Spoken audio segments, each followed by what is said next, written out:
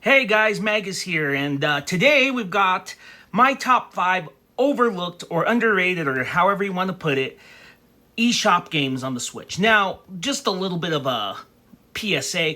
I think a lot of these games, if not all of them, are on other, stores, i.e. Steam, PlayStation 4, Xbox, the Microsoft Store, wherever, even GOG, stuff like that. So if you want to buy them on those outlets, you're more than free to do so. The reason I'm saying for Switch is I think these are games that are great for the Switch's abilities as both a handheld and as a console. So with that out of the way, let's talk about these 5 games. So the first is Paratopic. Now, my son and we've been kind of on a creepypasta kick lately, and this game has surely fit that fucking kick. This is called Paratopic, and think of it as a mainstream, not the game itself isn't mainstream, but sort of a R-rated type of game, sort of like that bullshit Sad Satan, which is, we won't even get into. It's a 32-bit game, and it's got that feel. I can't really describe it. You'll have to look it up, but it's really good. It's got a first-person feel. I can't really describe this game because it's so fucking weird. I know that's not much to go on, but hey, what can you do? Now, this next one I can talk a lot about. This was recommended by my good friend Xander, XS Gaming, Panzer Paladin. Now, this game kicks so much fucking ass. I mean, this game has vibes of Mega Man and Master Blaster and all that. You get upgrades and the levels are just so well designed, and it's just such a fun game. You have 2 modes when you're in the mech, and when you're not in the mech, you can jump out.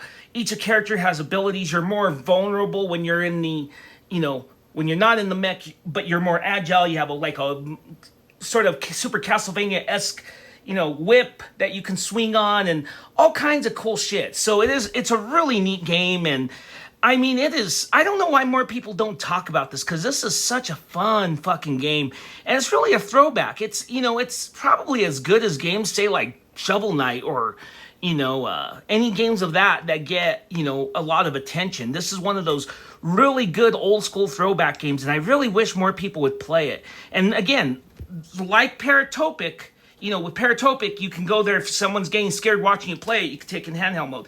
This is just classic, handheld, even I would go as far as Game Boy style gameplay. It's NES action on your TV, and it could be Game Boy, but it's the same thing. What am I fucking talking about?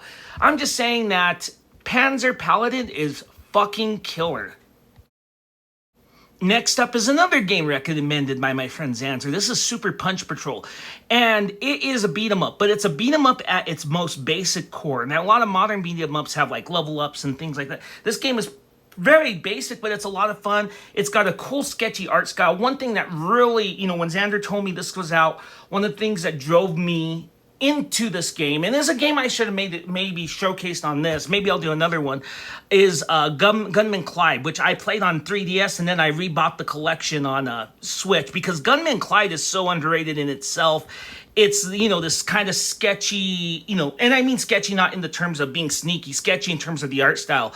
Western game that's really bizarre. You can even have a duck mode. But with that said and done, I will say that Super Punch Patrol is in that same style. It's a beat 'em up. It's even got a classic, Final Fight type continue screen, and you can unlock extra costumes. And it's from the guys who did Gunman Clyde. If you've played Gunman Clyde and what they did with the platformer, albeit, Gunman Clyde 1 and 2 are not the longest games, but they're good games and they're not expensive. And this game, you have no excuse not to get, because you want a solid beat 'em up, but oh no, Scott Pilgrim's $20, or oh no, River City Girls is $24.99, and Streets of Rage 4 is still high. And those are all great fucking games. Those games are amazing. But Super Punch Patrol is fucking killer. It's only $5 here in the United States. $5 motherfucking dollars. You cannot go wrong with that, And it is a lot of fun. It is a little short, but it is worth the $5. Trust me on that. Musha Shihima-sama, or as I've called it for years, Bug Princess. Now, lately, there's been news of a resurgence of cave games. Now, I played a lot of cave games on my iPad and iPhone back in around 2012 to 2015, and those games have had issues because of updates with the iOS and such. Now they're bringing these games to Switch, and I was so happy they brought this one in particular, because this is my favorite one. Now, everything kicks ass in this game. The color, the aesthetics, the music is so fucking good in this. This is also known as Bug Princess, so you played it under this title. It's the same game. There's so many different modes. It's $20. Yes, it is one shmup, but it's worth it because there's so many different modes. The replay value is just over the roof on this. Now, the story is you're playing this girl, Rekka, I think her name is. You go out, you're trying to stop a virus, and you shoot a bunch of bugs trying to stop this virus. There's even a tragic ending, which I don't even know if it's tragic because not a lot of context around it. But still, everything about this game, there's a 1.5 mode, there's a Maniac mode. There's so much replay value in this fucking port, it's worth it. And cave games are so beautiful, which has me excited because we're going to see more cave games. We're going to see Espagaluda 2 and maybe some Don Don, those games. We're going to see all of those. So I'm so fucking pumped for this. So fucking excited. Now, this one I know is on other platforms, and this is Pang Adventures. Now, I have had a lot of fun with this because I am a huge Buster Brothers, aka Pang fan. I mean, I've loved them all, from Buster Brothers, Super Buster Brothers, to Buster Buddies, All of those games are so good, and I'm so happy to see that there was a Pang game released recently, and this captures the feel, even had some boss battles in it. Basic story, aliens shoot those bubbles, using bubbles or balloons or whatever the fuck to take over the world. This is the classic one-screen game.